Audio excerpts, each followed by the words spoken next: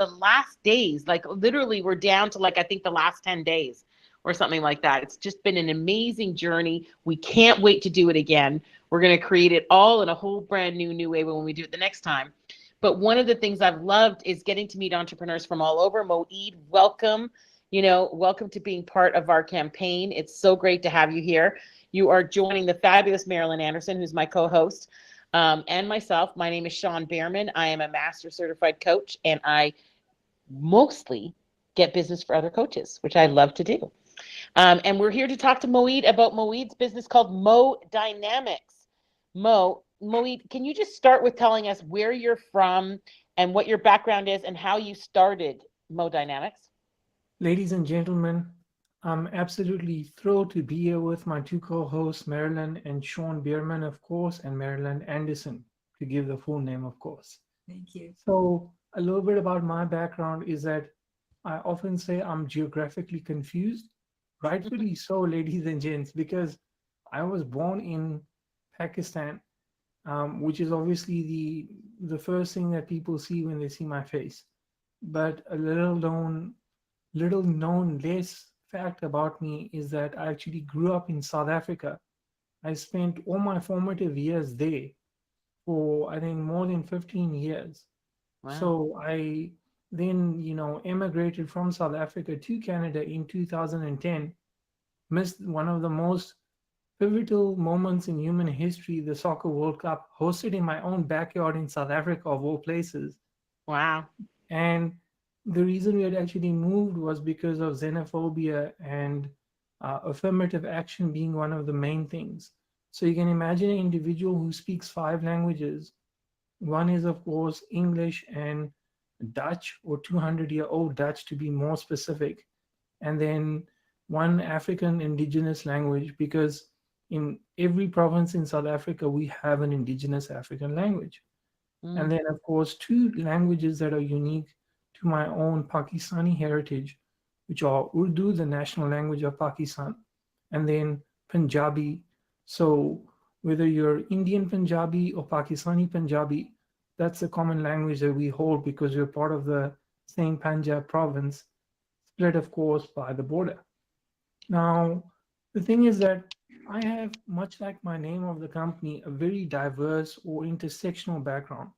So, of course, I have the HR background. I have also a process implementation or lean business background as well.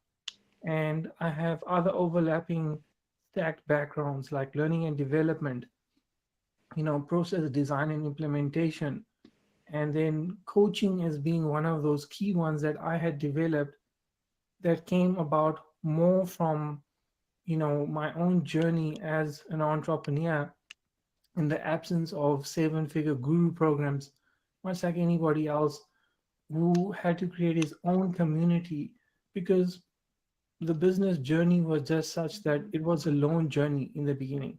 Mm. So, a lot to unpack potentially, but that's just a brief review of my background as a unique individual, hence the name Mo Dynamics. Cool.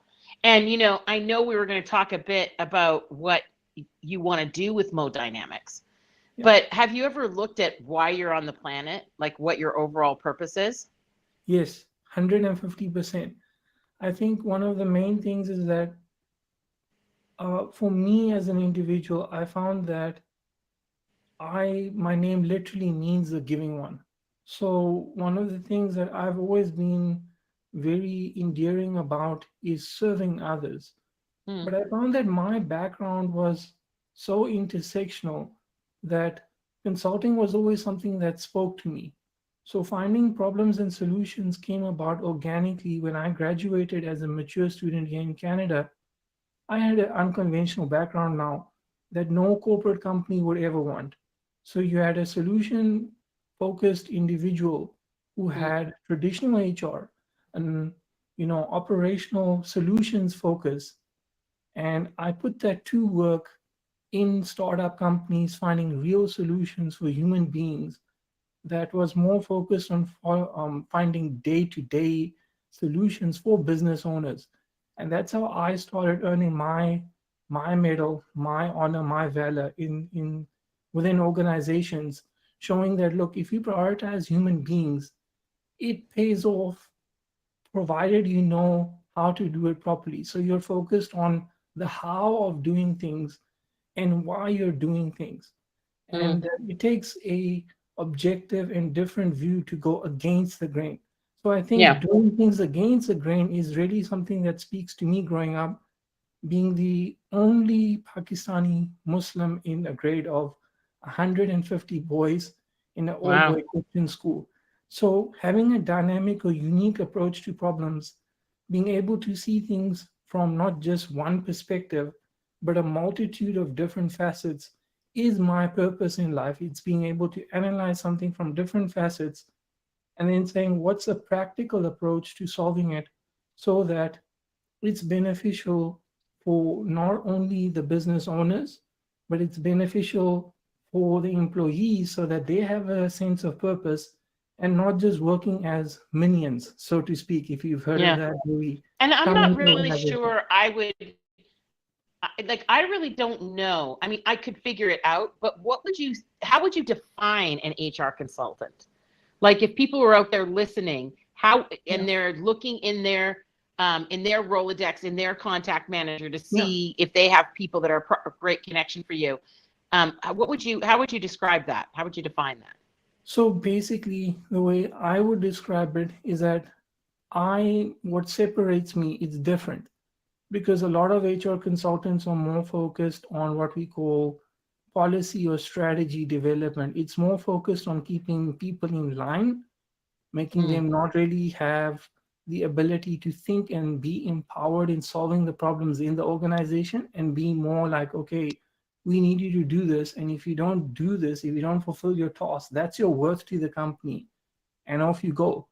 My HR consulting is more focused on thinking more and doing more with us because we're focused on solutions that are focused on design thinking, that are focused on, people centric employee experiences for the talent, mm. focused on their well-being and making sure that it's better work-life balance and support for the way they do things. So the So way it I sounds to would, me like you're focused on having the employee be the best person they can be so that you get the best productivity and result from them rather than training them to be sheep, right? That aren't going to contribute and therefore aren't going to leave fulfilled, that's right? exactly my point, because the thing is that company on the wall is just a name. It's the people, they're the blood vessel. So if you're not looking after your house and the people in it, and you're not serving them so that they have a cohesive vision that any person within that team or in that organization is talking about. So we do it in four things. We say we want to focus on making sure you have those right people that you've attracted who have that, who are ambassadors for your company. So you know that, look, these are the values that our organization follows, and these people that we're attracting embody these values when they're dealing with the customers, when they're dealing So with let's each give an other. example of that one piece because I think the people watching will like an example of that. So, for example, Yeah, if we were talking about employees for I Support Your Business, like for yeah, our organization, yes, okay, we want people who are open, people who are diverse, people yes, who value integrity and honor and respect, yes, right? But we also want people who are willing to be innovative, willing to be flexible, willing to think outside the box. So yes, literally there would be a list of qualities that yes, we would have listed as an organization yeah, that would literally tell you whether or not we had the right people working for us. Yeah. yes. So that's exactly it. You basically want to say being values driven first. Who are those people who have it? Two people can have the same skill set. Two people can Yeah. have the But that same doesn't mean you want background. to break bread with them. Exactly. Doesn't mean you just because I mean, no, ultimately, that's what it you is, can break right? bread. Like, You can yeah. break bread. A lot of people would say that, okay, I don't have to like you to do business with you. And sure, you don't have to like the person who's providing you vendor Well, solution. Marilyn would No. tell you that our founder, George Mullen, would Yeah. be in direct disagreement with that. That's He ain't exactly my doing point. business with people he don't like. But I think what it comes down to is more importantly, it's people that you respect. Because if Yeah, you have very good. Yeah. people it's people that you can respect. It's people that you can stand behind and have a peace of mind. I don't necessarily have to like or agree with you because it could be a reflection of my own vanity. But the Yeah. true character of somebody is that they inspire you to do an action that even if you don't necessarily agree with, but it's pushing you in the right direction. They have that Great. So the honesty, first they have that component is integrity. having the right people. What's number two? The second one is you engage them. So engage is the Does that second include pillar. like gamification? So gamification of that would be like, okay, how do you have in terms of when a person comes into your organization, it's almost like the traditional Eastern example, like when a bride comes into the house, what's that entire process of her onboarding? You know, the first few days she doesn't cook, making sure that she has her sense of privacy, she has all her resources in the company, So making then sure you step have, two, what I yeah. hear you saying then is step two is how do we bring them into the company and assimilate them into a whole new culture that they want to engage with and that they like that becomes a tribe, a community of people. Basically you pull that into you without going into revealing the secret source here at More Dynamics, but basically you create the entire processes and the entire assembly line for that. Think Right. McDonald's has a step-by-step process for that. We basically gamify and create that, visualize that process. What is that going to look like from day one? We don't All right. necessarily train them in that process. That's the next phase. Clear. Okay, good. So that's two. What's number three? Three is nurture. Mm, I Now you're love this nurturing. one. You know, people said, "What do you do, Sean?" I said, "I go into companies, right, that aren't working and have them work." And almost always, when I'm in a company that doesn't work, they don't have any employee maintenance program or client maintenance program. Almost always, Yeah. that's almost always missing. So here's my belief. You have a house, you have a foundation, you found the right people with the right values. Okay, you now put the entire pillars in the construction. That's your attract, you engage the people. Now you need to nurture. Nurture has to do with the reinforcing of that house with the right quality of resources, or making Right. sure that there's a proper policies. I hate this word because I didn't like this. I felt that the original HR or traditional HR betrays employees. It does not nurture them in a means to be self away. And one of the Now, reasons is that, yeah. sorry, I was just going to say, you don't know this about Marilyn, but Marilyn's an expert in workplace psychological safety.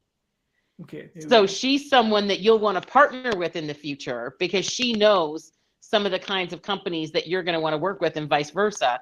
When you go to work for a company, doing a psychological safety assessment is always on my list to get done because if you don't know how safe your employees feel, you don't know where to start along that line. You know what I mean? That's exactly it. And that, of course, forms part of the health and safety pillar, is that do people feel safe in your work environment? And that's one of the Right. pillars there. So that is important, is that do they have the necessary training in terms of that? And again, training is very broad. Yeah. So yeah, it's got to do with developing long term, because those are the then people like your house that's going to stick it out through the years, or like your Right. child, it's going to stick out with Yeah, they're not you. going to walk away just because the pipes burst that one winter. No, and You know, there's, because they've been nurtured the entire year. So if I may, if I they're gonna may be say willing to one go over that important hump, thing, right? if I may say one important thing that nobody says usually, and that is that you want to train your employees such that they'd want to leave. Meaning that a lot of organizations don't put the training in that case. They say, "Oh, we want to hire somebody for 5 years." Look at how economies work. They talk about businesses as a scale. That's not a real reasonable expectation. You want to Well, are improve you your familiar with employees, Lululemon? of course. Yes. Okay, good. So Lululemon, okay, just so you guys know, how they did it was they had everybody create a 3-year goal plan. Yeah. And then they told all employees that they didn't expect them to be able to meet that 3-year goal while still being at Lululemon. Yeah. Right? So they actually created their entire culture around we are a stepping stone to your greatness. right? That's it. Which is a That's it. beautiful context to create. Did they keep people longer? Yeah, absolutely. As they move them through the different aspects of the company and everything like that. But they really created their company culture to be, we're going to support you in having your dreams fulfilled. Yeah. Literally is responsible for, I would say, 25 to 30% of their success. Just But that that's one piece. exactly it. That's exactly it. And Yeah. I think for small businesses that needs to be quantified, how do we do that with a minimum budget? That's what the nurture. Yeah. That Very good. now we're moving on to the fourth. That's where the fourth phase will kick off there. Okay. So the fourth. So after nurture, we've got what? What do you call number 4? Retain, of course. Reclaim? Retain. Retain. Okay, great. Awesome. Yeah. It's really great. So now I've got a whole picture, right? So now if you were to give me the qualities of who your favorite client without mentioning names, because apparently I have to say that out loud. Yeah. Right? Because Marilyn and I got a message saying that somebody's like, oh, you shouldn't ask them to say who their favorite client is. I said, I didn't ask them to say who their favorite client was. I said the qualities of your favorite client. Thank you very much. Or give us an example of your favorite client. But what are the qualities that you're looking for? You know, how many employees will these companies have that'll be perfect for you? What's your sweet spot? I think where we start off for preemptive and start getting into, I'll start with preemptive. Preemptive means that they don't have HR, they don't have any foundation, they don't have any of the things like attract, engage. And do you do short-term HR management as well? Or, you know, can you put somebody in there? I'll get into that. I'll tackle both things. So what happens is that usually an organization that doesn't have HR to begin with has no foundation. So what we want to do is we go into that organization and we do two things, or the two facets of our HR. One is the consulting, with the consulting piece in the attract, engage, and nurture aspect, where we will build up all those HR aspects of it, okay, in terms of strategies and everything to cover the attract, engage, nurture, so they have a full HR system. Then we will focus on the optimization of those processes, where we'll create an entire flow for them process, start to finish. And then that's pretty much for an organization that wants to start off like a working man's businessman, a businessman who's always wearing all these hats. They don't really have the capacity or the ability to trust anybody to or put their HR. At that stage, when they have a system in place, they can do two things. They now have something where they can empower, let's say, their business partner or spouse or somebody. Or they can hire somebody to take that role. Yep. But the nice thing about hiring us is that we won't be doing the HR in terms of admin HR. We would be making sure that their process of attract, engage, nurture, because that covers their life cycle for employees, is looked after. So who better to know what to do for the so people who want to set up an HR department definitely need to call you, right? And if they already have employees, but they haven't set up a process for onboarding and nurturing and maintaining those employees, they need to do that as well. Yeah. You know, I was just shocked that people didn't know that if you have one employee, like just one, you need a policy manual. Because if you don't have a policy manual and you go to court with that employee takes you to court, they automatically win if you don't have a policy manual. It makes sense. And I can't even tell you how many companies I know of that have one employee that don't have a policy manual. Like, they're just setting themselves up to lose, right? Like, really. That foundation of their house is not built, Moeed. We need you to help build foundations. 100%. So that's where that comes in. For organizations that have HR, we focus on making sure that they're meeting those benchmarks of attract, engage, nurture, and retain. And we're making sure that we're leaning. It's almost like a somebody who's got, dare I say it, 1-2 pounds too many that's impacting their performance. And if you think about what a human being is like, what business is, it's like a living vessel. So you want to lean the person out for optimal performance, organization for optimal performance. And that's where we will help HR to say, where's your focus in terms of your core competencies? Yeah, how are we going to get the best out of these amazing people that we've attracted, right? But more so HR too, is your focus in terms of administrative and other things that are not allowing you to focus on regulating those 4 points. So if Yeah. your focus is not on strategic aspects, you're not focusing on making sure you're Well, most deploying the resources. entrepreneurs, when they're small, right? Like you said, they wear so many hats, right? That they don't know that they're not focusing on the right things, which is why they need someone like me to come in and go, you need to go hire this Moeed guy, right? Exactly. The coach comes in and says, It works both ways. It works both ways, because what you will do is end up not spending 60K on a specialist. You will not end up spending 80K on somebody big when you can't afford it. You could hire somebody who's doing 40K a year to do the HR, but then that person Right. is actually focusing on those elements that they should be on a day-to-day basis. Which yeah, we they're would doing the not- admin and stuff, we not the would strategic focus on stuff, right? fine-tuning the optimizing the technical aspects from a software vendor management perspective. We would help you with other things from setting All up right, the- fantastic. Well, it's so great, Moeed. I mean, I really got to know a lot better about what you do, and I think that the people listening will have a much better idea too. You know, and I recommend, if you're listening to us, you know, set up a call with Moeed just to find out more about it, and just to, you know, because he does a lot of other things. This is a multifaceted individual, ladies and gentlemen. Okay, so you know, if you're part of the World Referral Network, definitely set up a one-on-one with Moeed.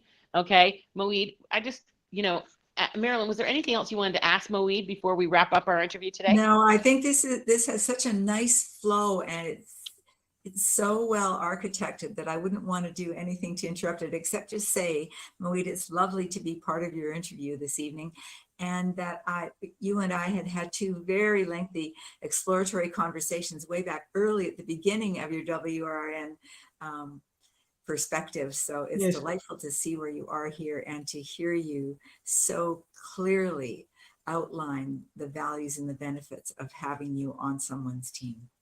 Thank you so much. It's my honor, ladies, and a privilege to be, you know, interviewed by the Sean Bierman, of course, and the Marilyn Anderson. Thank you so much, ladies, and for everybody listening. We're here to support all of you. It takes teamwork to make the dream work, so don't shy away from contacting myself. Or Make requests. That's right. Yeah. Make powerful requests. All right, everybody, thank you so much. Thanks for being here. Thanks for listening in. Thank you so much. Have a good one. Cheers. Wonderful. Wonderful, wonderful.